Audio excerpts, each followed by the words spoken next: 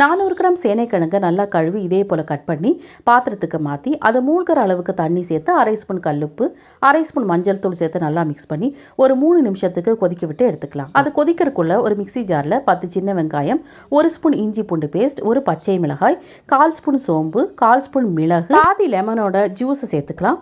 1 spoon மிளகாய் தூள், 1/4 spoon garam masala தூள், 1/4 ஸ்பூன் மஞ்சள் தூள், 1 ஸ்பூன் கார்ன்ஃப்ளவர், 1 ஸ்பூன் அரிசி மாவு, 1 ஸ்பூன் கடலை மாவு, 1/2 ஸ்பூன் பவுடர் பண்ண கல்லுப்பு. இது எல்லாத்தையும் கொஞ்சமாக தண்ணி சேர்த்து நைஸாக அரைச்சி எடுத்துக்கலாம். ஸ்டவ்வை ஆஃப் பண்ணி வடிகட்டின சேனைக்கிழங்க அந்த மசாலாவை நல்லா இதே போல் மிக்ஸ் பண்ணி ஒரு 20 நிமிஷத்துக்கு அப்படியே விட்டு அதுக்கப்புறமா ஸ்டவ் ஆன் பண்ணி தோசைக்கல்லை வச்சு கொஞ்சமாக எண்ணெய் சேர்த்து நம்ம மீனை எப்படி வறுப்போமோ அதே போல் நம்ம வறுத்து எடுத்துக்கலாம். ஏற்கனவே நம்ம வேக வச்சனால 2 நிமிஷத்துலேயே நம்ம ஈஸியாக நம்ம ஃப்ரை பண்ணி எடுத்துக்கலாம். நம்ம சேர்த்துருக்கிற இந்த மசாலாவே ரொம்ப நல்ல டேஸ்ட்டாக இருக்கும்.